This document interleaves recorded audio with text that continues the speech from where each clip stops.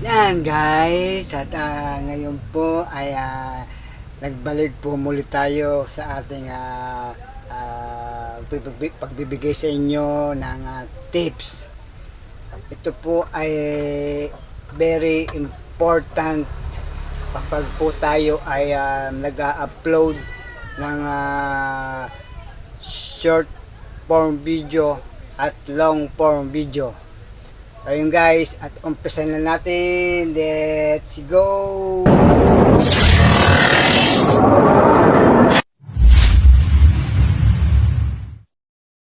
Oh, yan guys. At tayo po ngayon ay magbibigay uli ng tips sa ating mga kapwa content creator. At andyan po ang ating mga kapamilya, mga kapatid, kapuso, katropa, ka-reels, lahat-lahat na. At tayo po ay magbibigay muli ng kaunting kaalaman sa ating baguhang content creator. Ito po ay napakahalaga sa ating pag-upload ng video. Kailangan po nating maglagay ng ganito. Kung wala po nitong ganito ay hindi po tayo makikita ni algorithm.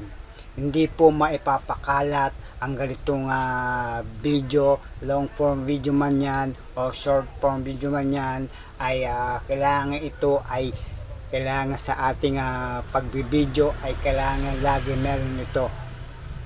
Ang sinasabi ko po sa inyo ay yan po ay isang matinding kaalaman sa ating mga pag-iisip, diskarte, at kailangan po yan ay lagyan natin.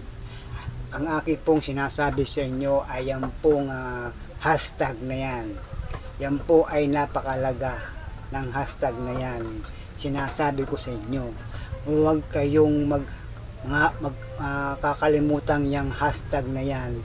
Yan po ay nakalagay sa ating patakaran na kailangan po ay may hashtag yan. Yan po ang very important para po tayo ay makita ni algorithm ng ating pong ginagawang video ay merong hashtag. Hashtag.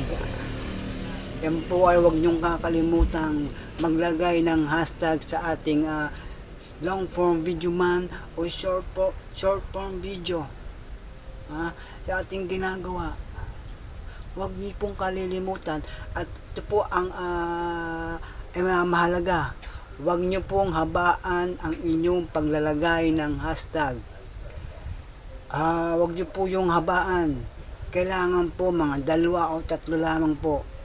Pag po yan ay maraming hashtag na nilalagay nyo sa inyong video, ay naku po, baka po yan hindi maipakalat ni algorithm ng ating AI generate. Guys, yan ang sinasabi ko sa inyo. Yan po ang mahalaga. Mahalaga nga, pero kailangan ay kakunti lamang ang hashtag. Guys, at yung huwag niyo pong kalilimutan ito, huwag niyo pong kalilimutan itong ibahagi itong video ito, at baka po makalimutan ninyo ang sinasabi ko sa inyo.